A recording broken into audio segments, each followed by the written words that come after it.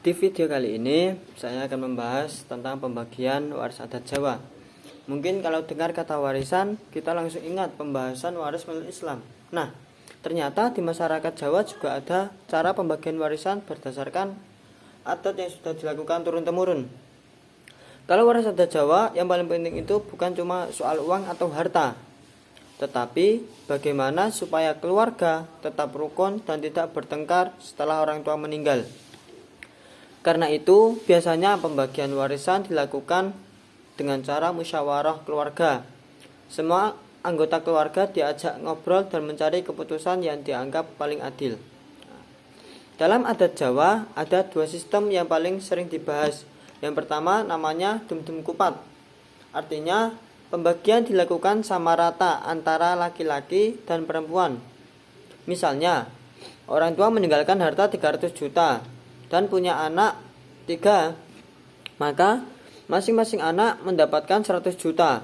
Jadi tidak dibedakan laki-laki atau perempuan.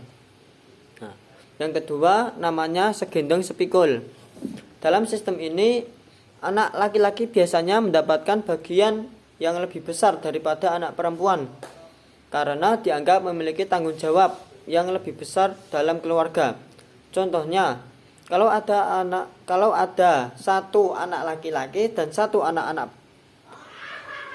perempuan dengan warisan 300 juta, anak laki-laki biasanya mendapat sekitar 200 juta dan anak perempuan mendapatkan bagian 100 juta.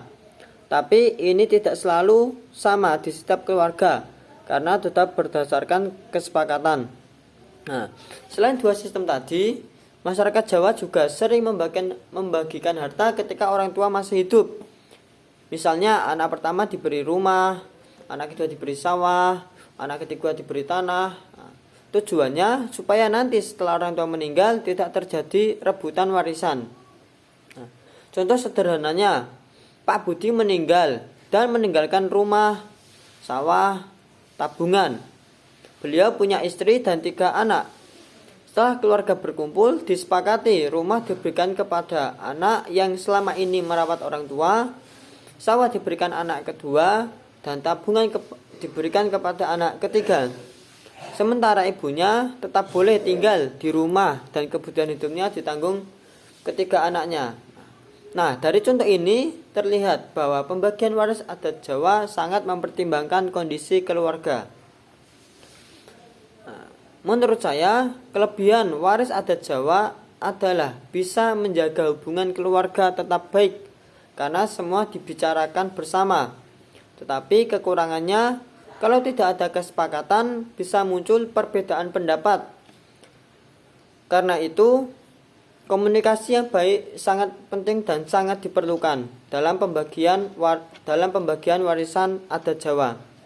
Nah, jadi kesimpulannya, pembagian waris adat Jawa adalah pembagian warisan yang mengutamakan musyawarah, kekeluargaan, serta kerukunan. Nah, ada yang dibagi sama rata, ada yang laki-laki mendapatkan bagian lebih banyak, dan ada juga yang dibagikan sejak orang tua masih hidup. Intinya, tujuan utamanya supaya keluarga tetap damai dan tidak bermusuhan karena harta.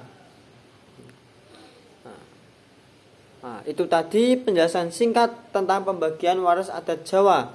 Semoga mudah dipahami dan bermanfaat untuk tugas maupun menambah wawasan kita.